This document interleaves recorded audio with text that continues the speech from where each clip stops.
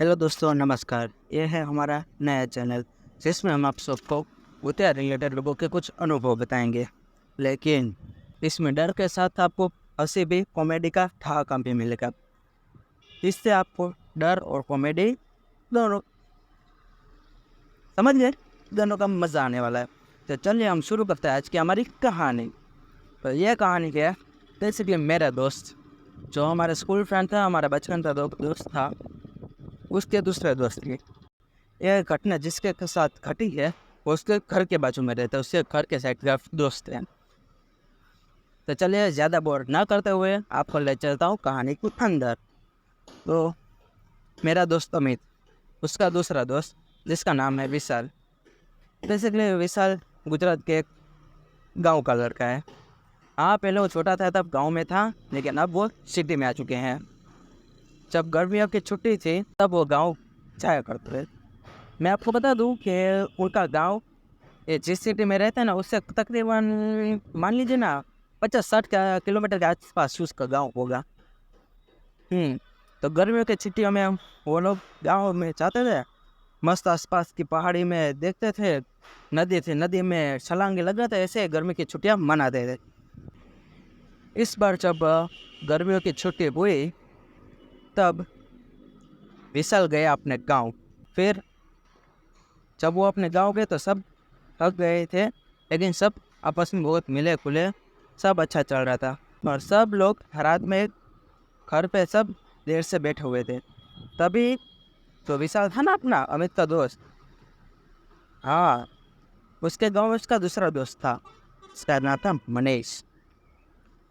तो मनीष बेसिकली उसके गांव का था, और जब भी गर्मियों की छुट्टी में जाता दोनों दोस्त आराम से धींगा मस्ती करते थे। तो रात को जब विशाल मनीष को मिलने पहुंचा, उसके मिलने उसके घर पहुंचा हुआ था। दोनों दोस्त लंबे समय के बाद मिले। फिर क्या था, विशाल ने कहा, यार मैं बहुत बहुत बार इस गांव में आया हूँ, हमारे गांव में है, लेकिन वो घर है यहाँ से तकरीबन तुम्हारे घर से कुछ 100-200 मीटर के आसपास है, वो बंद कहाँ है, बंद क्यों है? पहले तो वो तो बंद नहीं रहता, लेकिन अब वो काम क्यों बंद है? तो मनीष ने कहा, भाई तू यहाँ पे नहीं था ना, इस इसलिए तुझे नहीं पता, यहाँ पे बहुत कुछ हो चुका है। अच्छा अच्छा, हमारे विशाल ने भी कहा, ठीक है, लेकिन चल हम लोग आते हैं उस घर के अंदर। तो मनीष बोलता, नहीं नहीं भाई, ये क्या कर रहा है? तो विशाल तो थोड़ा जब गया कि क्या हुआ। तभी मनीष ने विशाल के माथे पे टपली मारी और बोला, साले, भूल से भी उस घर के अंदर मत जाना। तुम साला बहुत ऐरे तरह से पूछा कि क्यों भाई, क्यों, क्या हुआ? और तुमने मुझे माथे पे क्यों मारा, टपली क्यों मारी? ऊपर उधर छोटा दिमाग होता है, मालूम नहीं पड़ता क्या साले? हाँ, मैं जेल वैसे नहीं बोल रहा, ऐसे मैंने लगाया। फिर क्या था, मनीष ने कहा कि वो घर काफ़ी दिनों से बंद है और उस घर में कुछ पैरानॉर्मल एक्टिविटी होती रहती है। तो विशाल ने बोला, अच्छा, हम्म, वैसे तो पैरानॉर्मल भूत एक्टिविटी तो मैंने भी अपने सिटी में बहुत सुनी है, लेकिन कभी देखा नहीं है। चल ना, चल चल चल, हम लोग उस घर में देख के आते हैं। तो मनीष बोला, अबे पागल है क्या, अगर घर पे सबको मालूम चला ना तो हमारी खैर नहीं। विशाल बोल रहे, अभी चलना यार, कुछ भी नहीं होगा। विशाल माना नहीं, मनीष भी माना नहीं। फिर क्या करे, विशाल ने दे दी अपनी दोस्ती की कसम। तुझे मेरे दोस्त की कसम है, सॉरी, दोस्ती की कसम है, तुझे चलना पड़ेगा मेरे साथ। मनीष चल क्या ना करता, दोस्ती के खाते में सूली पे चढ़ गया। उसने बोला, ठीक है, हम रात को सब लोग सो जाए ना तब जाएंगे। तो विशाल ने बोला, अबे सब सो ही तो गए ना, कौन जगे हुए हैं? तो मनीष बोला, यार तुम लोग अभी अभी आए, तुम्हारे घर पे सब जागते ही होंगे। तो विशाल ने कहा, नहीं यार, सब लोग थक चुके इसलिए सब सो गए। तो मनीष ने बोला, तू नहीं थका, तुझे नहीं सोना? तो अपना विशाल क्या पता है क्या बोलता है मालूम है, अबे मैं अपने दोस्त को मिलने के लिए कभी नहीं थकता, डाल चल अभी। फिर क्या था, विशाल और मनीष दोनों चल पड़े उस घर की ओर। कहाँ? वही जो तब से बंद पड़ा हुआ था। मजा तो आ रहा है ना आप लोगों को कहानी में? हाँ, बीच बीच में मैं आपको टोकूंगा नहीं, ठीक है। और जिसको भी डर लगे वो हमारे प्रिय बजरंग बली का नाम ले सकते हैं। जय हनुमान ज्ञान गुण सागर, जय कपीसतिहु लोक उजागर। ऐसा मैं भी एक हनुमान जी का बहुत बड़ा भक्त हूँ। चले चले हम कहानी की ओर चलते हैं। तो फिर क्या था, मनीष और विशाल दोनों गए उस घर के अंदर। पहले तो मनीष को बहुत डर लगा, फिर क्या था, दोस्त का लिए क्या ना करता। दोनों चले गए उस घर के अंदर। तभी दोनों को एहसास हुआ कि कोई इन्हें देख रहा है। टुपुर टुपुर टुपुर टुपुर टुपुर टुपुर देख टकाटक। मजाक दोस्त, क्या यार। दोनों अंदर गए, पहली मंजिल पे, दूसरी मंजिल पे। फिर उन्हें एक कमरा दिखाई दिया। वैसे तो बहुत सारे कमरे थे, लेकिन यह कमरा कुछ अलग दिखाई देता था। तो वो लोग गए उस कमरे की ओर। तभी उसे लगा कि उसके पीछे से चुप देर के कोई चला गया है। चुप देर के चला गया उसके पीछे से। दोनों दोस्त हट के 464 हो गई। दोनों डर गए। और मनीष ने तो भी अपना ओम हम हनुमंते नमः, ओम हम हनुमंते नमः, ओम हम हनुमंते, हनुमान जी का गुणगान चालू कर दिया।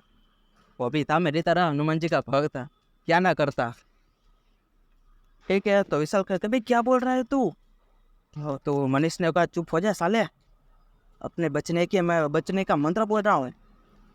ठीक है, तभी आवाज आई, मैं बहुत दिनों से तुम दोनों का इंतजार कर रही थी, कहाँ थे तुम दोनों। हा, बहुत दिनों के बाद आए, चलो हम लोग खेलते हैं। अरे ये आवाज सुन के दोनों की सिट्टी पिट्टी गुल। क्या सिट्टी पिट्टी गुल हो गए। ऐसे भाग्य है। अगर मिल्खा सिंह होता ना, वो भी पीछे रह जाता। अरे यार मजाक कर रहा हूँ। बहुत देर से भागे, बहुत फटी पड़ी थी, लेकिन क्या करें, दूसरे मंजिल से सीधा छलांग तो नहीं लगा सकते। भागते भागते ऐसा उन्हें पता है कि उन्हें एक मंजिल उतरे, लेकिन फिर भी उन्हें लगा कि दूसरी मंजिल पे ही है। फिर क्या करता, अपना जो मनीष था, जय हनुमान ज्ञान गुण सागर, जय कपीसतिहु लोक उजागर, चालू कर दिया। ये जो हनुमान जी के हनुमान चालीसा का पाठ जापना चालू कर दिया उसने। फिर तो आपको पता है क्या होता है, यहाँ पे हमारे हनुमान जी होते हैं, वहाँ पे सब ठीक ही होता है। दोनों ऐसे घर भागे। घर जाके मनीष गया अपने घर, विशाल गया अपने घर। दोनों की पैंट गीली हो गई थी। बस लो, जब पता है पैंट गीली होनी है तो क्यों जा रहे हो मेरा भाई। चलिए आगे हम बढ़ते हैं। फिर क्या था, थोड़े दिनों वो दोनों उस गांव में रहे। बेसिकली मनीष तो वहीं का था। अपना विशाल आया घर वापस। उसको यह बुखार चढ़ा ना, उतरने का नाम ही नहीं ले रहा है। अपना मनीष तो था हनुमान जी का भक्त, इसलिए उसको कुछ नहीं हुआ। वो तो दिन रात अपने हनुमान जी का पाठ चालू कराता था, इसलिए उसे कुछ एहसास नहीं हुआ। लेकिन अपने विशाल भाई वो तो कुछ मानने पर तैयार नहीं थे, पॉजिटिव नेगेटिव वैसा कुछ। फिर क्या था, उसको आया बुखार, जोरदार का बुखार आया। कितने सारे डॉक्टरों को दिखाया, लेकिन फिर भी कुछ पल्ले नहीं पड़ा। फिर एक दिन क्या हुआ, बुखार ही था और अमित की एंट्री हुई। आज जी हमारे दोस्त अमित की एंट्री हुई। उसने बोला क्या आंटी क्या हुआ विशाल को। तो वो लोग बोले पता नहीं यार, जब से हम गांव से वापस आए तब से उसको बुखार ही चढ़ा हुआ है। फिर अमित ने कहा इसको अच्छे से डॉक्टर के पास ले जाओ। फट जाकर अंकल ने उसको एक गाल के नीचे दिया। अबे तो हमें सब क्या कर रहे थे, चिल नहीं मारा था। मैंने कहा ऐसी। अंकल ने बोला कि बेटा हम तो लोग बहुत बड़े बड़े डॉक्टर से भी मिल कर गए, लेकिन दवाइयाँ चालू है, बहुत सारे इंजेक्शन लगवाए, बहुत सारे ग्लूकोज की बोतल चढ़वाई, इसका बुखार कम होने के नाम ही नहीं ले रहा है। फिर अमित ने कहा कि यार अंकल चलो हम एक डॉक्टर के पास चले जाते हैं। अमित सीधा अंकल और आंटी को लेकर आया हनुमान जी के मंदिर। फिर उसने एक नारियल फोड़ा और बोला अंकल जी ये नारियल प्रसाद विशाल को खिलाइए, फिर देखते हैं क्या होता है। और उसको नारियल विशाल को खिलाया, दूसरा दिन यूं चुटकी बजा के बुखार सब गायब। नहीं अभी तक वो पेंडिंग नहीं हुई है बुरी दोस्त, अभी बस थोड़े ही बाकी है। फिर क्या था, बुखार गायब। विशाल ने अमित से पूछा, भी यार तूने ऐसा क्या दिया था मेरे मम्मी पापा को, वो नारियल कौन सा था जो हम खाते ही मेरा बुखार ठीक हो गया? तो अमित ने शक दिया कि दे शक।